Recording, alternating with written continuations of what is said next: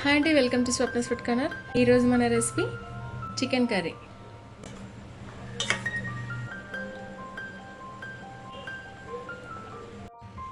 Half KG చికెన్లో half cup వరకు పెరుగు యాడ్ చేసుకోవాలి. 1 టేబుల్ స్పూన్ వరకు లెమన్ జ్యూస్, లైట్గా పసుపుని కూడా యాడ్ చేసేసుకోవాలి. ఇప్పుడు ఇవన్నీ కలిసే విధంగా బాగా కలుపుకోవాలి. ఇది ఒక హాఫ్ అన్ అవర్ పాటు మ్యారినేట్ చేసుకోవాలి. ఒక 3 టేబుల్ స్పూన్ వరకు ఆయిల్ వేసుకోవాలి. 5 లవంగాలు, ఒక 2 నుంచి 3 ఇలాచి, మిరియాలు ఒక 7-8, హాఫ్ ఇంచ్ వరకు పట్ట, సన్నగా తరిగిన ఆనియన్స్ ఒక 2,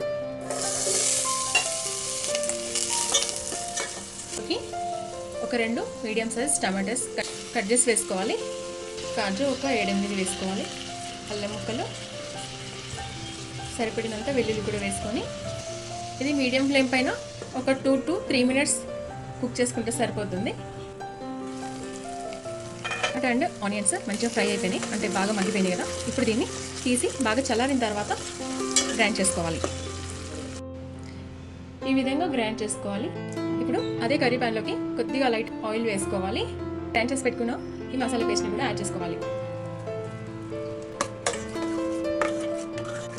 ఇది ఒక 2 మినిట్స్ ఈ విధంగా ఫ్రై చేసుకోవాలి, మీడియం టు లో ఫ్లేమ్ పైన.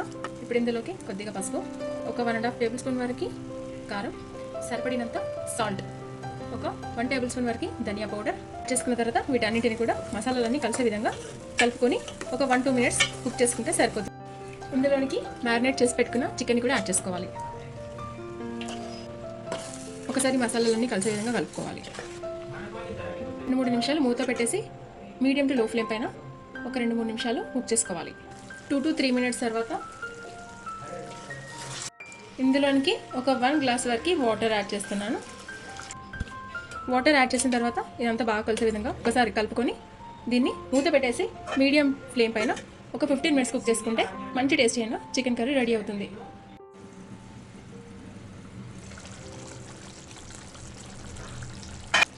చివరిలో కొద్దిగా చికెన్ మసాలా, సన్నగా తరిగిన కొత్తిమీర వేసి ఒకసారి కలుపుకున్న తర్వాత వేడివేడిగా సర్వ్ చేసుకున్నట్లయితే మంచి చిక్కటి గ్రేవీతో చికెన్ కర్రీ అయితే రెడీ అయిపోయింది. సో ఇది చాలా ఈజీగా ఉంటుంది అండ్ టేస్టీగా కూడా ఉంటుంది.